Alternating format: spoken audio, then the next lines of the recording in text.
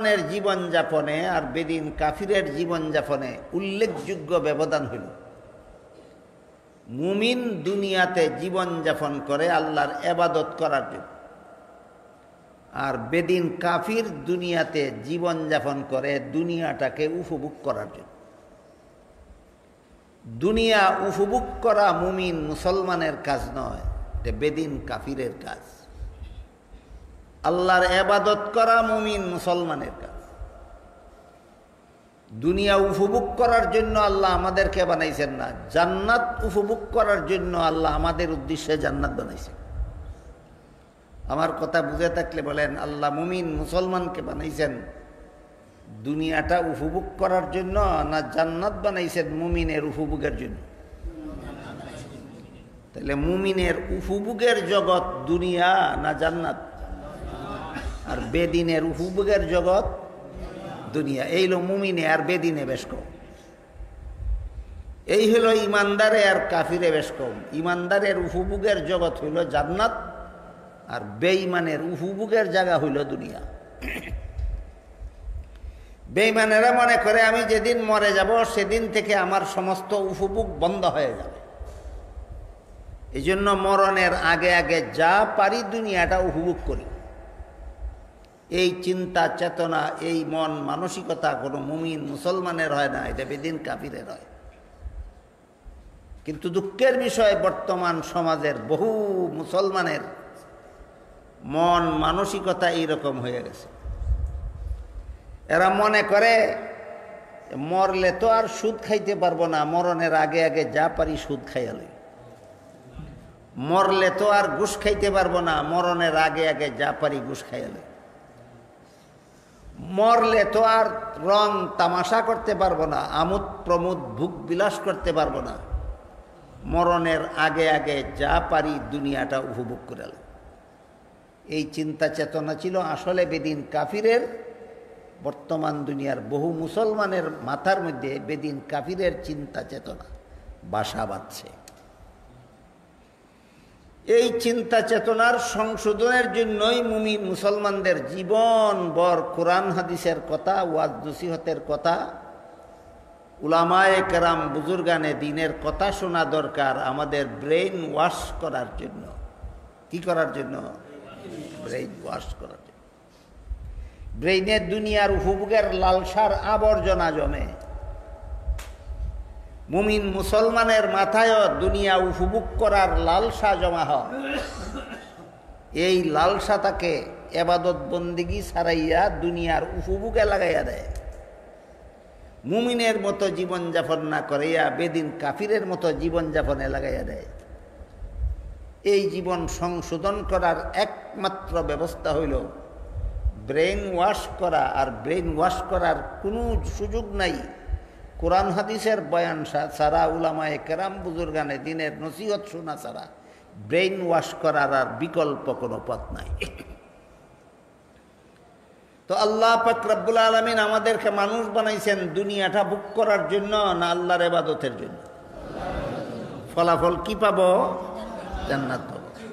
এই কথা যদি আমরা কোনোদিন ভুলে না যাই, তাহলে আমাদের জীবনযাপনে আর বেদিন কাফিরের জীবনযাপনে আকাশ পাতাল ব্যবধান থাকবে। তারপর 2 নম্বর কথা হলো আল্লাহর ইবাদতের জন্য যে আল্লাহ আমাদেরকে মানুষ বানাইছেন।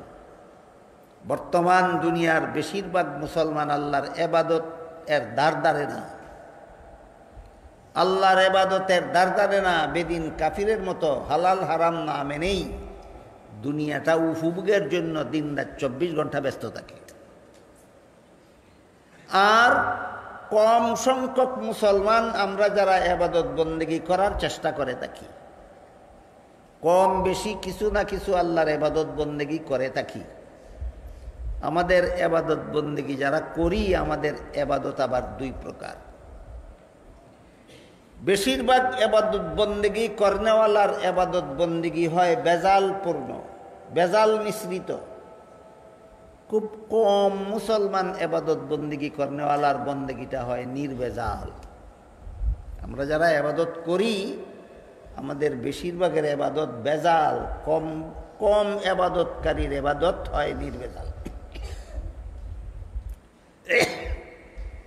বেজাল কোনটা নির্বেজাল কোনটা চিনার আগে, বুঝার আগে আপনাদের মতামত জানতে চাই। আপনারা কি বেজাল ইবাদত করতে চান না নির্বেজাল? নির্বেজাল। তাই জরুরি ভিত্তিতেই আমাদের বোঝা দরকার যে ইবাদত বেজাল কিভাবে হয় আর ইবাদত নির্বেজাল কিভাবে হয়।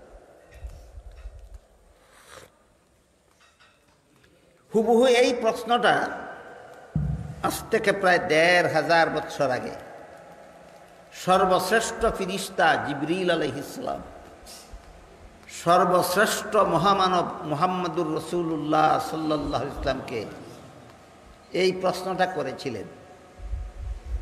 জিবরিল জিজ্ঞাসা করেছিলেন, মাল ইহসান, এর অর্থই হইল নির্বেজাল ইবাদত কোনটা, ইবাদত নির্বেজাল কিভাবে হয়। জবাবে রাসূল বলেছিলেন, আন তা'বুদাল্লাহ কাআন্নাকা তারাহু ফাইন লাম তাকুন তারাহু ফাইন্নাহু ইয়ারাক।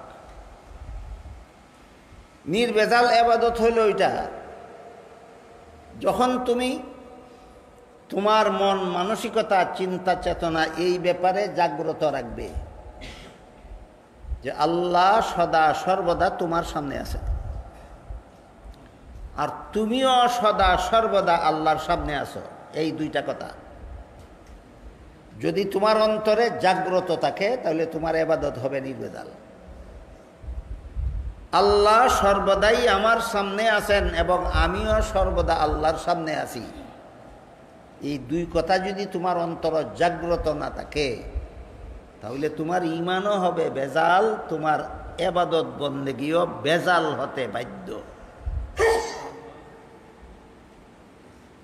এই যে আল্লাহ আমার সামনে আছেন আর আমি আল্লাহর সামনে আছি, এই যে দুইটা কথা, এই দুই কথার মধ্যে আবার একটু বেশ কম আছে। আল্লাহ যে আমার সামনে আছেন সদা সর্বদা, কিন্তু আমি কোনোদিন দেখি না। আর আমি যে আল্লাহর সামনে আছি সদা সর্বদা, আল্লাহ সর্বদাই আমাকে দেখেন। বেশ কম হইল নি? আল্লাহও আমার সামনে আছেন, আমিও আল্লাহর সামনে আছি, কিন্তু আমি আল্লাহকে কোনোদিন দেখি না। আল্লাহ সব সময়ই আমাকে দেখে। সামনে থাকায় না থাকায়, সামনে তাকায় তাকায় বেশ কম আছে নি? কেমন বেশ কম? আল্লাহ আমার সামনে আছেন সর্বদাই, কিন্তু আমি কোনোদিন দেখি না। আর আমি যে আল্লাহর সামনে আছি, আল্লাহ মাঝে মধ্যে দেখেন না, সর্বদাই দেখেন। এমন বেশ কম হইল কেন? এই বেশ কমের কারণ হইল আল্লাহ পাক রব্বুল আলামিন দুনিয়ার মানুষের চোখের মধ্যে আল্লাহকে দেখার জন্য যে পরিমাণ পাওয়ারের দরকার, এই পরিমাণ পাওয়ার দুনিয়ার মানুষের চোখের মধ্যে আল্লাহ দেন না, ইচ্ছা করেই দেন না। আল্লাহকে দেখার মতো পাওয়ার কোনো মানুষের চোখে দুনিয়াতে আল্লাহ দেন না, এই জন্য আমরা আল্লাহকে দেখি না। যদি আল্লাহ আমার চোখে আল্লাহকে দেখার মতো পাওয়ার দিতেন, দুনিয়াতেই আমি আল্লাহকে দেখতে পারতাম, কিন্তু আল্লাহ পাওয়ার দেন না বলে দেখি না।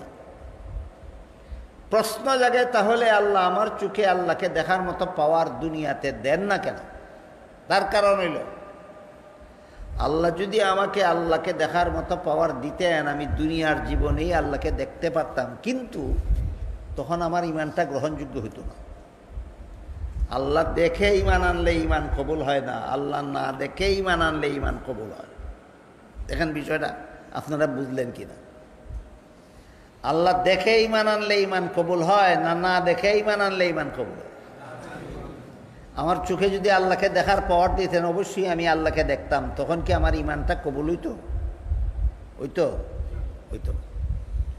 তাইলে দুনিয়ার জীবনে যে আল্লাহ আমাদের চোখে আল্লাহকে দেখার মতো পাওয়ার দিলেন না, না দিয়া কি আমাদেরকে বঞ্চিত করলেন, না ইমান কবুল হওয়ার ব্যবস্থা করলেন? এই কথাটা সব মুসলমানের জানা দরকার, বোঝা দরকার, জীবনভর মনে রাখা দরকার। দুনিয়ার জীবনে আল্লাহ যদি আমার চোখে আল্লাহকে দেখার মতো পাওয়ার দিতেন, অবশ্যই আমি দুনিয়াতেই আল্লাহকে দেখতে পারতাম, কিন্তু তখন আমার ইমানটা গ্রহণযোগ্য হইত না। কাজেই দুনিয়াতে আল্লাহকে দেখার মতো পাওয়ার আমার চোখে না দিয়ে আল্লাহ কি আমাকে বঞ্চিত করলেন, না ইমান কবুল হওয়ার ব্যবস্থা করলেন? ইমান কবুল হওয়ার ব্যবস্থা করলেন। এই জন্য আমার চোখে আল্লাহকে দেখার মতো পাওয়ার নাই, এই জন্য আমি আল্লাহকে দেখি না, যদিও আল্লাহ সর্বদাই আমার সামনে আছে। এটা হলো আমার দৃষ্টিশক্তির অভাব, আমার চোখের ত্রুটি। এই ত্রুটিটাও আল্লাহ রেখেছেন আমার চোখে, আমার মঙ্গলের জন্য, আমার উপকারের জন্য। কিন্তু এবার বলুন তো, আল্লাহরও কি দেখার গুণে কোনো অভাব আছে? আল্লাহ দেখার গুণে কোনো ত্রুটি আছে, কমতি আছে? নেই। কাজে আমি যে আল্লাহর সামনে আছি, আল্লাহ সর্বদাই আমাকে দেখেন। আল্লাহ আমার সামনে আছেন, আমি দেখি না আমার দৃষ্টিশক্তির অভাবে। আল্লাহর তো দেখার গুণে কোনো অভাব নাই, কাজে আমি যে আল্লাহর সামনে আছি, আল্লাহ সর্বদাই আমাকে দেখেন। কথাটা মনে রাখুন, সামনের কথাগুলি বোঝার জন্য। আল্লাহ সর্বদাই আমার সামনে আছেন, আমি দেখি না আমার দৃষ্টিশক্তির অভাবে। আমি যে আল্লাহর সামনে আছি সর্বদা, আল্লাহরও কি দেখার গুণে অভাব আছে? নাই। তাইলে আল্লাহ সর্বদাই আমাকে দেখেন। আরেকটা আনুষঙ্গিক কথা হইল, আখেরাতে মুমিন বান্দাদের চোখে আল্লাহ তাকে দেখার মতো পাওয়ার দিবেন। দুনিয়াতে দিছেন না একটা দরকারে, আল্লাহর দরকারে না আমাদের দরকারে, ইমানটা গ্রহণযোগ্য হওয়ার। আখেরাতে আল্লাহ সমস্ত মুমিন বান্দাদের চোখে আল্লাহকে দেখার মতো পাওয়ার দিবেন। তখন হাদিস শরীফে রাসূল করিম সাল্লাল্লাহু আলাইহি ওয়াসাল্লাম বলেন, পূর্ণিমার রাত্রে আকাশ যদি পরিষ্কার থাকে, তাহলে পূর্ণিমার চন্দ্র দেখতে যেমন কোনো অসুবিধা হয় না, ঠিক তেমনিভাবে আখেরাতে মুমিন বান্দারা আল্লাহকে দেখতে কোনো অসুবিধা হবে না। আখেরাতে সমস্ত মুমিন বান্দারা আল্লাহরে দেখবে, তখন তাদের চোখে আল্লাহকে দেখার মতো পাওয়ার দেওয়া হবে। প্রশ্ন জাগতে পারে যে আমরা তো না দেখেই বিশ্বাস করেছি, তাহলে আখেরাতে আবার আমাদের চোখে আল্লাহকে দেখার মতো পাওয়ার দিবেন কেন? আল্লাহকে দেখার ব্যবস্থা করে দিবেন কেন? তার কারণ হইল, আখেরাতে মুমিন বান্দারা জান্নাতে গিয়া জান্নাতের যত নিয়ামত আছে সবগুলি নিয়ামত বুক করে যে আনন্দ পাইবে, আল্লাহকে দেখার আনন্দ হবে তার চেয়েও বেশি। বুঝে থাকলে বলেন, জান্নাতের নিয়ামত বুক করার আনন্দ বেশি না আল্লাহকে দেখার আনন্দ বেশি? সেই আনন্দ থেকে যেন কোনো মুমিন বান্দা বঞ্চিত না থাকে, এই জন্য আখেরাতে মুমিন বান্দার চোখে আল্লাহকে দেখার মতো পাওয়ার দেওয়া হবে। এই দুইটা কথা জানলে এবং মানলে আপনি আহলে সুন্নাত ওয়াল জামাতের অন্তর্ভুক্ত হতে পারেন। না জানলে অথবা না মানলে আপনি আহলে সুন্নাত ওয়াল জামাতের অন্তর্ভুক্ত হতে পারেন না। দুনিয়াতে আল্লাহকে দেখা যাবে না, এই কথা বিশ্বাস করতে জানতে হবে, মানতে হবে। আখেরাতে আল্লাহকে দেখা যাবে, এই কথা জানতে হবে, মানতে হবে। মানবে দূরের কথা, জানেই না, সেও কয় আমি আহলে সুন্নাত ওয়াল জামাত। তুমি কেমনে কেমনে আহলে সুন্নাত ওয়াল জামাত? বুঝে থাকলে বলুন তো, আহলে সুন্নাত ওয়াল জামাত কি গায়ের জোরেই হয়, না সাফার জোরেই হয়, না ধনের জোরে জুড়ে হয়, না কিছু কথা জানলে এবং মানলে? কিছু কথা জানলে এবং মানলে। এর মধ্যে একটা কথা হলো, দুনিয়াতে আল্লাহকে দেখার মতো পাওয়ার আমার চোখে আল্লাহ দিছেন না, দুনিয়াতে আমি আল্লাহকে দেখব না। এটা জানতে হবে, মানতে হবে। আরেকটা কথা হলো, আখেরাতে মুমিন বান্দাদের চোখে আল্লাহকে দেখার মতো পাওয়ার দিবেন, তখন মুমিন বান্দারা আল্লাহকে পরিষ্কারভাবেই দেখতে পাবে। এটাও জানতে হবে, মানতে হবে। না জানলে, না মানলে আহলে সুন্নাত ওয়াল জামাতের দাবি করলেই আহলে সুন্নাত ওয়াল জামাত হওয়া যাবে না। আনুষঙ্গিকভাবে বলেন, আমার কথাটা বুঝে থাকলে, আহলে সুন্নাত ওয়াল জামাত এমনিই হওয়া যায় না কিছু কথা জানলে আর মানলে? কিছু কথা জানলে আর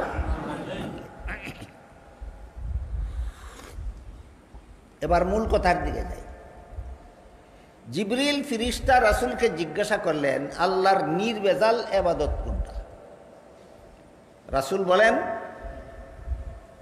আল্লাহকে এমনভাবে ইবাদত করবে যে আল্লাহ সদা সর্বদাই তোমার সামনে আছেন, আর তুমিও সদা সর্বদা আল্লাহর সামনে আছো। এই মনোভাব জাগ্রত রেখে যদি আল্লাহর ইবাদত করো, সেটা হবে আল্লাহর নির্ভেজাল ইবাদত।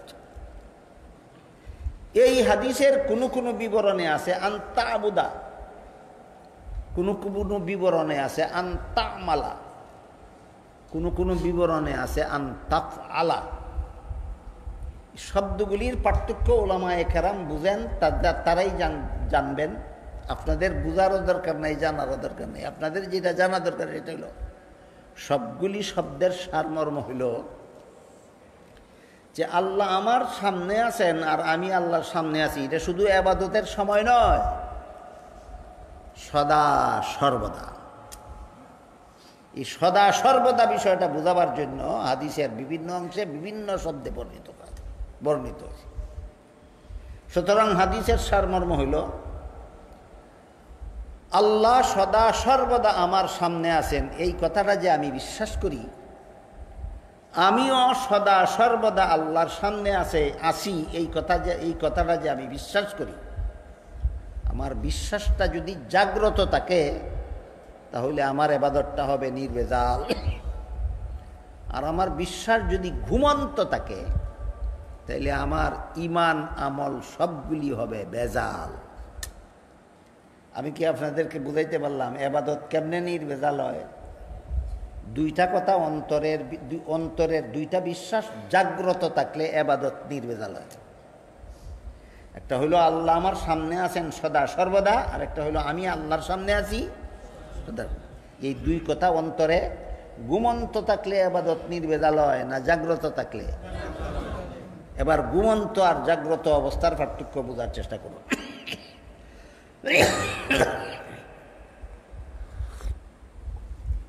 একটু লবণ দিলে ভালো লাগে, খাওয়া যায় না।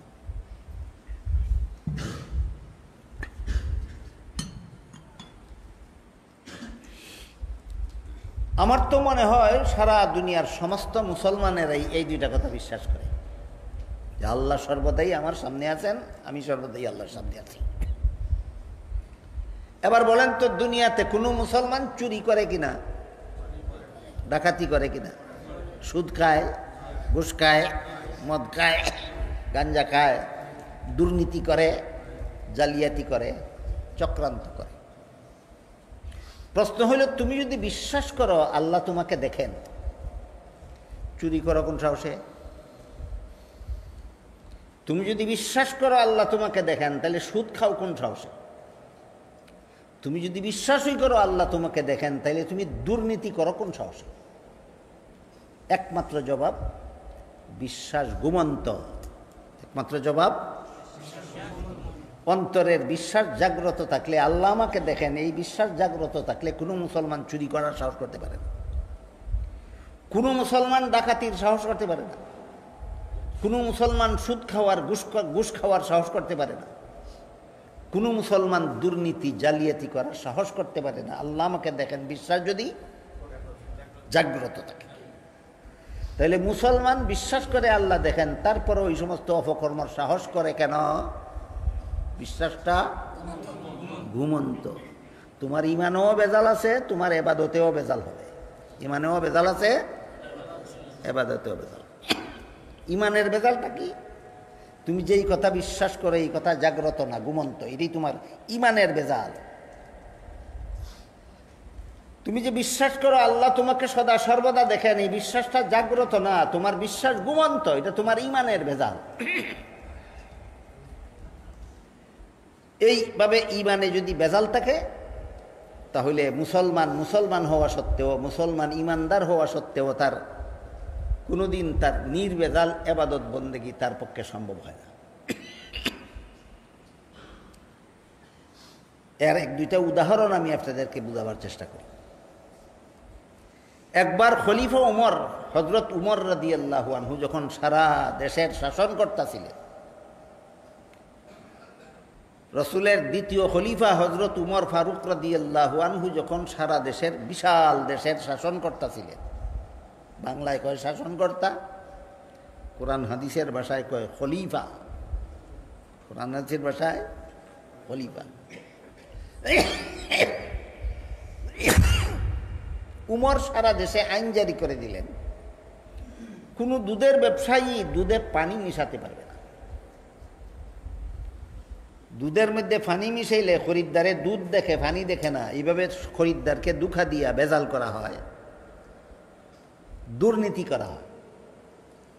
ব্যবসার দুর্নীতি বন্ধ করার জন্য খলিফা ওমর আইন জারি করে দিলেন, কোনো দুধের ব্যবসায়ী দুধে পানি মিশাতে পারবে না।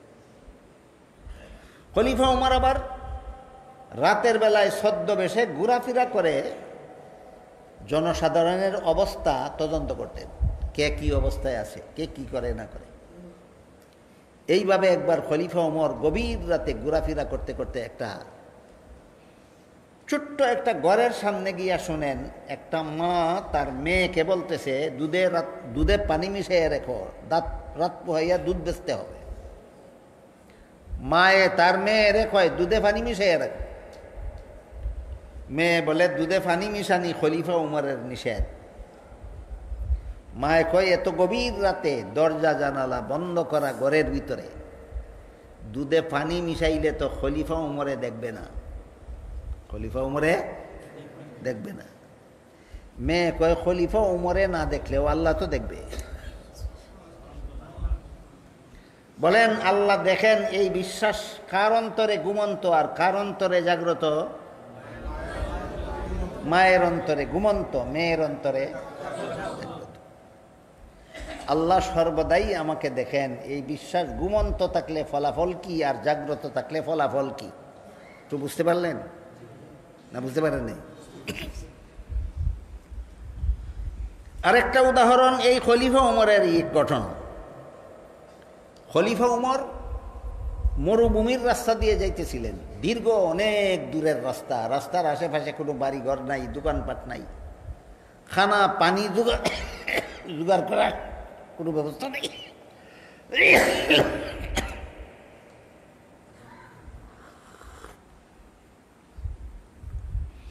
খলিফা উমরের পেটে বড় খিদা, খাদ্য জোগাড় করার কোনো ব্যবস্থা এই মরুভূমির মধ্যে নাই। এই অবস্থায় খলিফা উমর দেখলেন একটা রাখাল ছেলে এক পাল ছাগলের রাখালি করে। সে তার পালের ছাগলগুলির মধ্যে থেকে একটা দুধের ছাগলের দুধ দোহন করে পান করল। খলিফা উমর সেই রাখাল ছেলের কাছে গিয়া বললেন, ভাই তোমার আরেকটা দুধের ছাগলের দুধ দোহন করে আমাকে একটু পান করতে দাও। এই রাখাল ছেলে খলিফা উমরকে আর দেখে নাই কোনোদিন, সে ইনি যে খলিফা উমর চিনতে পারি নাই। তাই রাখাল ছেলে বলল, মুসাফির ভাই, এই ছাগলের পালের মালিক আমি না, আমি মালিকের বেতনভোগী চাকর। মাস শেষে যে নগদ টাকা মালিক আমারে দেয় সেইটাও আমার বেতন। রাখালি করার সময় পেটে খিদা লাগলে মালিকের একটা ছাগলের দুধ দোহন করে আমি পান করি, সেইটাও আমার বেতন। তুমি যেহেতু আমার মালিকের বেতনভোগী চাকর না, কাজে মালিকের অনুমতি ছাড়া আমি তোমাকে এক ফোঁটা দুধও দিতে পারবো না।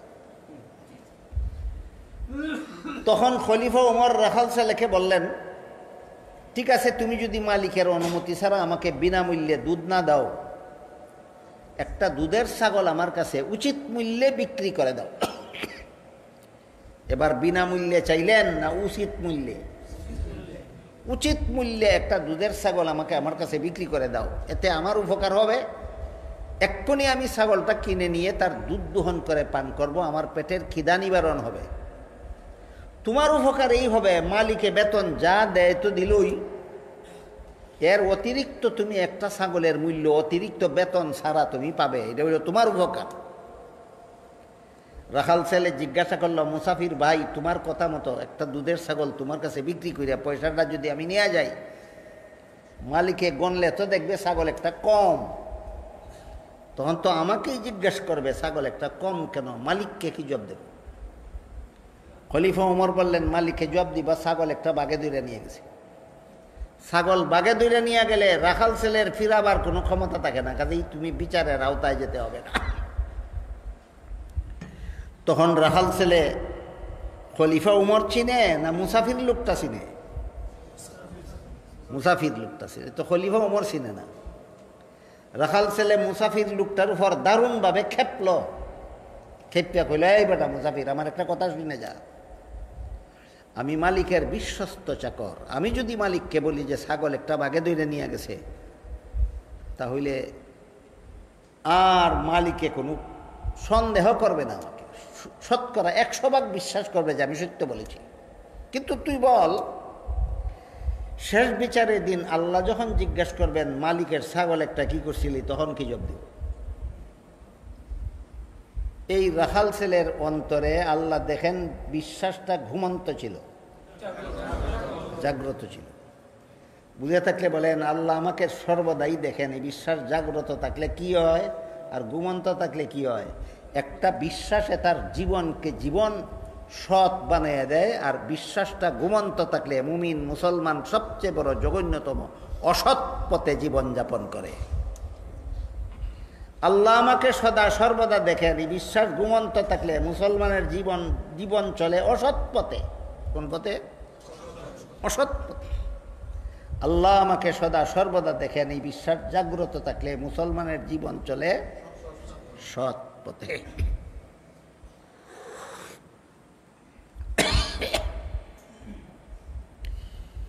এরকম আরেকটা ঘটনা আপনাদের শুনে। হযরত ইউসুফ আলাইহিস সালামের সাথে অপকর্ম করার জন্য জুলাইখা এক সুসজ্জিত বালাখানায় নিয়ে গেল। রাজকীয়ভাবে সাজানো কামরা। এই কামরার ভিতরে ইউসুফ এবং জুলাইখা দুইজন ছাড়া তৃতীয় কোনো মানুষ নাই। ইউসুফ আলাইহিস সালাম সেই কামরায় ঢুকেই দেখলেন কামরার এক পাশে কোনো একটা কিছু পর্দা দিয়া ঢাকা। ইউসুফ আলাইহিস সালাম জুলাইখারে জিজ্ঞাসা করলেন, কামরার এক পাশে পর্দা দিয়া কি দেখে রেখেছ? জুলাইখায় কয়, আমি যে মূর্তিটার পূজা করি মূর্তিটা রেখে রেখেছি। বুঝি থাকলে হৌকাজা বহল কিতা ডাকিয়া রাখছে? কোন মূর্তি? যেটার পূজা করে। ইউসুফ আলাইহিস সালাম বললেন, তুমি তো এটার পূজাই করো, ঢেকে রাখলা কেন? জুলাইখা বলে, আমি এখন তোমার সাথে জিনা করব। যে মূর্তির সামনে মাথা নত করি তার সামনে জিনা করতে আমার লজ্জা হয়। এই জন্য এটা ঢেকে রাখছি, যাতে নির্বিঘ্নে তোমার সাথে অপকর্মটা করতে পারি। ইউসুফ আলাইহিস সালাম জিজ্ঞাসা করলেন, তোর মূর্তির সামনে জিনা করলে কি মূর্তি দেখে? যদি দেখে তো ঢেকে রাখা একটা যুক্তি আছে, যে না ডাকলে দেখি লাইব। জুলাইখা কয়, না, এটা সামনে জিনা করলেও দেখে না, ডাক্কা জিনা করলেও দেখে না। তখন ইউসুফ আলাইহিস সালাম বললেন, যেটার সামনে অপকর্ম করলেও দেখে না, ডাক্কা অপকর্ম করলেও দেখে না, তাইলে ডাকলে কেন? ডাকার কি দরকার ছিল? তখন জুলাইখা কয়, ডাকার কারণ হইল আমার পূজার মূর্তিটা যদিও দেখে না, কিন্তু যে কারিগরে মূর্তিটা বানাইছে সেই কারিগরে মূর্তির চোখের মধ্যে দেখার ভঙ্গি দিয়ে বানাইছে। আমরা সিলেটি ভাষায় হয় যেমন বোঝা যায় সাইতাকছে, কিতা করছে? সাইতাকছে, সাইতাকছে ভঙ্গি দিয়ে বানাইছে। ইউসুফ আলাইহিস সালাম বললেন যে তোর মূর্তির চোখের মধ্যে শুধু দেখার ভঙ্গি আছে, আসলে দেখে না। এই কারণেই যদি তার সামনে আমার সাথে জিনা করতে তোর লজ্জা হয়, আমার আল্লাহ যে আসলেই দেখে, সেই আল্লাহর সামনে তোর সাথে কোন সাহসে জিনা করব? ঘটনা বুঝে থাকতে বলেন, ইউসুফ আলাইহিস সালামের অন্তরে আল্লাহ আমাকে দেখে বিশ্বাসটা ঘুমন্ত ছিল, জাগ্রত ছিল। বুঝে থাকলে বলেন, আপনারা যে সমাজে বাস করেন এই সমাজের কতজন মুসলমানের অন্তরে ইমান ঘুমন্ত আর কতজনের ইমান জাগ্রত? যারা ইমান ঘুমন্ত এরা নির্ভেজাল ইমানের অধিকারী। ইমানও কিভাবে ভেজাল হয় বুঝাইতে পারলাম?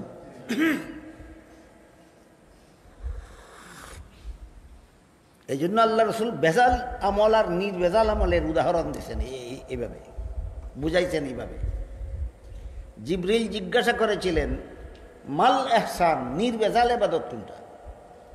রাসূল বলেন, আন তা'বুদাল্লাহা কাআন্নাকা তারাহু ফাইন লাম তাকুন তারাহু ফাইন্নাহু ইয়ারাক। হাদিসের শব্দগুলির অর্থ যদি বলি আর ব্যাখ্যা যদি করি তাহলে আপনাদের বুঝতে একটু কঠিন হয়ে যাবে। এই জন্য আমি সারমর্মটা শুধু বললাম। হাদিসের সারমর্ম হইল আল্লাহ সদা সর্বদা আমার সামনে আছেন, আমার চোখের দৃষ্টিশক্তির অভাবে আমি তারে দেখি না, কিন্তু আমি যে সদা সর্বদা আল্লাহর সামনে আছি, আল্লাহর দেখার গুণে কোনো অভাব নাই। আল্লাহ সদা সর্বদাই আমাকে দেখেন, এই বিশ্বাস যদি অন্তরে ঘুমন্ত থাকে তাহলে ইমানও বেজাল, এবাদতও বেজাল। ইমানও বেজাল, এবাদতও বেজাল। বিশ্বাস যদি জাগ্রত থাকে তাহলে ইমানও নির্বেজাল, এবাদতও নির্বেজাল। আল্লাহ আমাকে সদা সর্বদা দেখেন, এই বিশ্বাস ঘুমন্ত থাকলে এবার এবাদত কিভাবে বেজাল হয় দেখেন। ইমান কিভাবে বেজাল হয় বুঝলেন তো? আল্লাহ আমাকে দেখেন, এই কথা, এই বিশ্বাস যদি ঘুমন্ত থাকে তাইলে আল্লাহ দেখেন বিশ্বাসও করবে, দুর্নীতিও করবে, জালিয়াতিও করবে, সুদও খাইবে, ঘুষও খাইবে, মদও খাইবে, গাঞ্জাও খাইবে, যেহেতু তার ইমানও বেজাল আছে। কথা বুঝে থাকলে বলেন, সুদকুর, ঘুষকুর, মদকুর, গাঁজাকুর, দুর্নীতিবাদ, জালিয়াতিকারী, দুষ্কৃতিকারী, এরা নির্বেজাল ইমানের অধিকারী, বেজাল ইমানের অধিকারী। আসেনি আপনারা দেশ? সুদকুর, ঘুষকুর, মদকুর, গাঞ্জাকুর, বেনমাজি, চুর, ডাকাত, দুর্নীতিবাদ, জালিয়াতিকারী, দুষ্কৃতিকারী মুসলমান আসেনি? এরা নির্বেজাল ইমানের অধিকারী না? ইমানও বেজাল আছে, ইমানও বেজাল আছে। আমি তো আশা করি আমার কথা বুঝলে প্রত্যেকে মনে মনে টের পাবেন আপনার নিজের ইমানটা বেজাল না নির্বেজাল। টের পাওয়া যায়নি? টের পাওয়া যায়নি? প্রত্যেকে মনে মনে টের পাবেন আমার ইমানটা বেজাল না নির্বেজাল। এবার শোনেন, এই বিশ্বাস ঘুমন্ত থাকলে এবাদত কিভাবে বেজাল হয়? আল্লাহ পাক রব্বুল আলামিন মুমিন মুসলমানের জন্য যত এবাদত ফরজ করেছেন এর মধ্যে সবচেয়ে বড় ফরজ এবাদত হইল পাঁচ বেলার নামাজ। সবচেয়ে বড় ফরজ এবাদত পাঁচ বেলার নামাজ। এই পাঁচ বেলার নামাজ সম্পর্কে আল্লাহ বলেন, কাদ আফলাহাল মুমিনুন আল্লাযীনা হুম ফী সালাতিহিম খাশিউন। ওই সমস্ত মুমিনগণ সফল যারা আল্লাহর ভয়ে ভীত হয়ে, আল্লাহর ধ্যানে মগ্ন হয়ে নামাজ আদায় করে।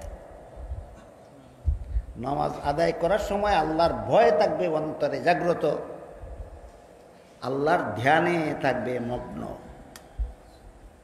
আয়াত বুঝে থাকলে বলেন, নির্বেজাল নামাজ কোনটা?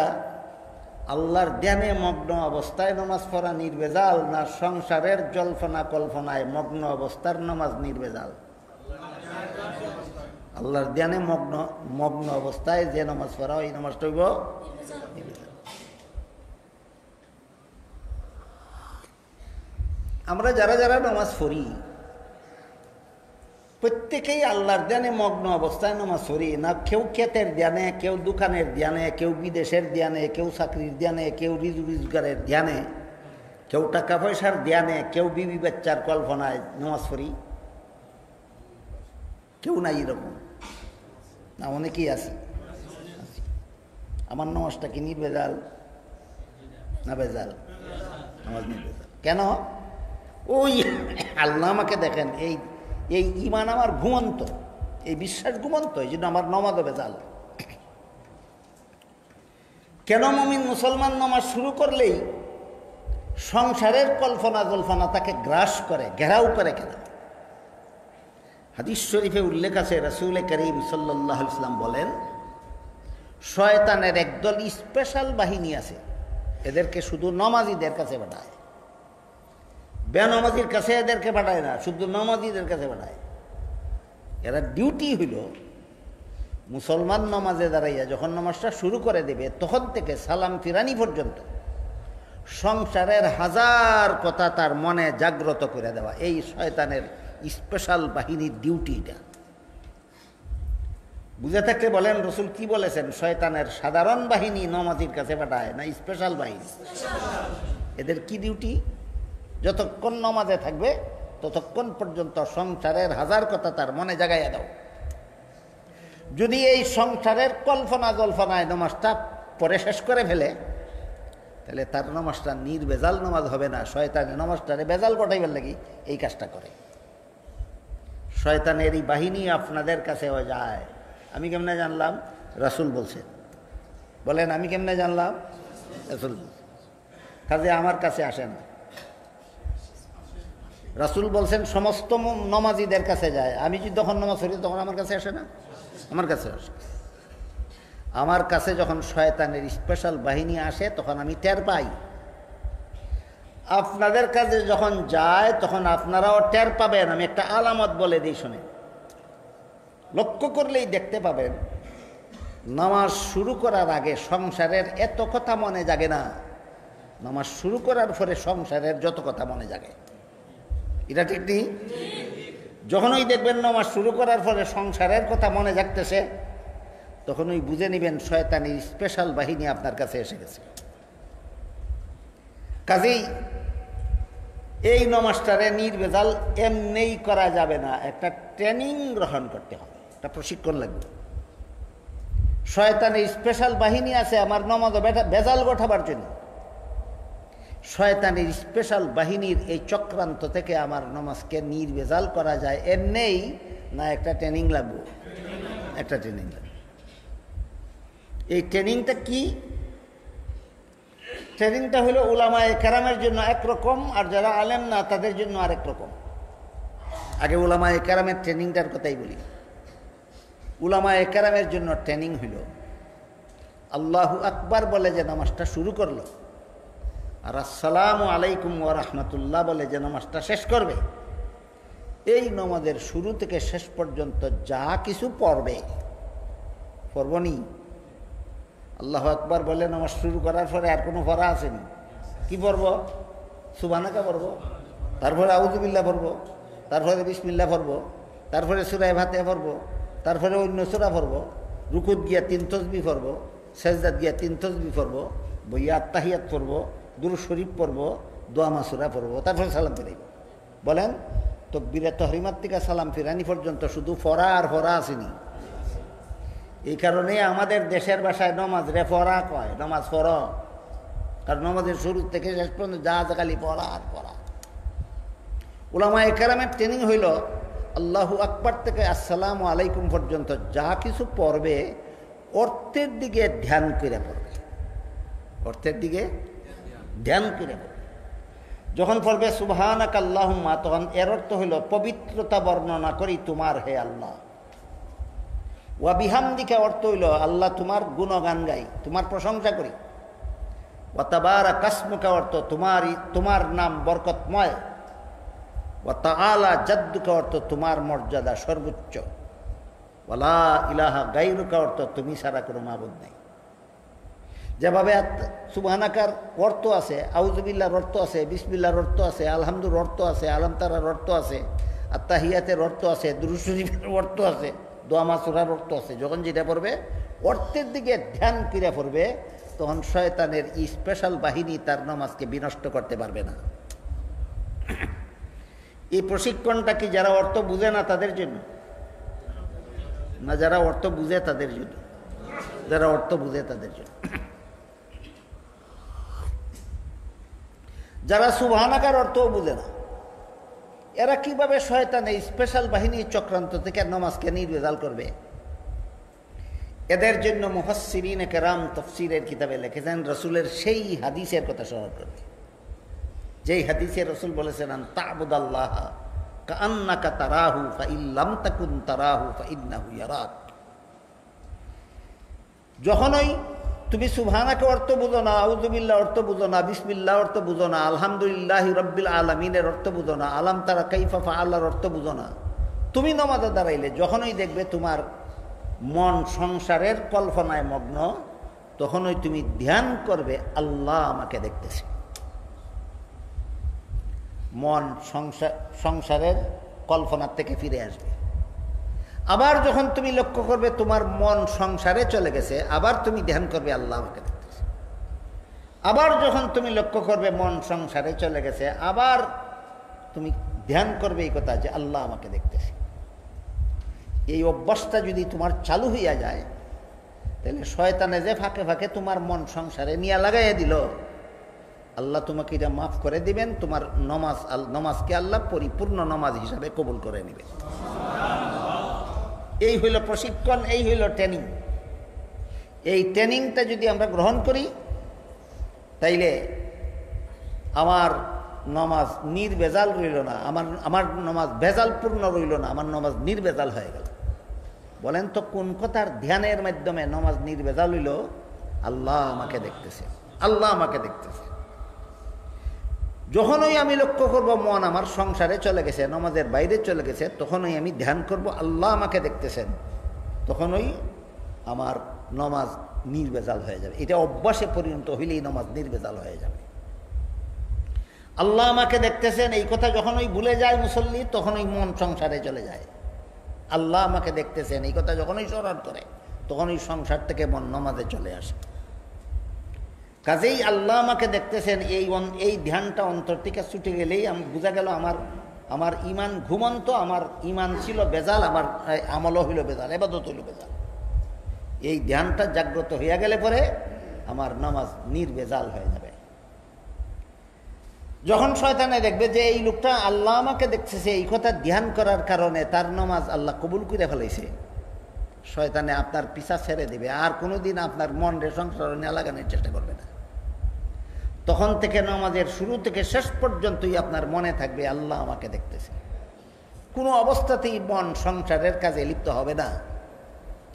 তাহলে এই যে বেজাল নামাজটারে আমি নির্বেজাল করতে পারলাম কোন প্রশিক্ষণের মাধ্যমে? আল্লাহ আমাকে দেখতেছে এই ঘুমন্ত বিশ্বাসটাকে জাগ্রত করার মাধ্যমে। এই বিশ্বাস জাগ্রত করার মাধ্যমে যেভাবে ইমান সংশোধন হইল, যেভাবে আমল সংশোধন হইল, ঠিক তেমনিভাবে এই বিশ্বাসের দ্বারা গোটা জিন্দিগিটাই সংশোধন হয়ে যাবে। কিভাবে? চুরির সুযোগ পাইলেই মনে জাগবে আল্লাহ আমাকে দেখতেছে, কোন সাহসে চুরি করি। ডাকাতি করার সুযোগ পাইলেই মনে জাগবে আল্লাহ আমাকে দেখতেছে, কোন সাহসে ডাকাতি করি। সুদ খাওয়ার সুযোগ পাইলেই মনে জাগবে আল্লাহ আমাকে দেখতেছে, কোন সাহসে সুদ খাই। ঘুষ খাওয়ার সুযোগ পাইলেই মনে জাগবে আল্লাহ আমাকে দেখতেছে, কোন সাহসে ঘুষ খাই। দুর্নীতি করার সুযোগ পাইলেই মনে জাগবে আল্লাহ আমাকে দেখতেছে, কোন সাহসে দুর্নীতি করি, আল্লাহর কাছে কি জবাব দেব। জালিয়াতি করার সুযোগ পাইলেই মনে জাগবে আল্লাহ আমাকে দেখতেছে, কোন সাহসে জালিয়াতি করব, আল্লাহর কাছে কি জবাব দেব। বুঝে থাকলে বলুন তো, নির্বেজাল ইমান আর নির্বেজাল আমলকে, বেজাল ইমান আর বেজাল আমলকে সংশোধন করার ব্যবস্থা কি? একমাত্র ব্যবস্থা আল্লাহ আমাকে দেখতেছে এই বিশ্বাসটা ঘুমন্ত রাখা না জাগ্রত করা? জাগ্রত করার প্রশিক্ষণটা কি আমি আপনাদেরকে বুঝাইতে পারলাম? আল্লাহ আপনাদের আমাদের সবাইকে এই আল্লাহ আমাকে দেখতেছে এই বিশ্বাস এই অন্তরে জাগ্রত করার মাধ্যমে আমাদেরকে নির্বেজাল ইবাদত বন্দেগী করার তৌফিক দান করুন। সবাই বলুন আমিন।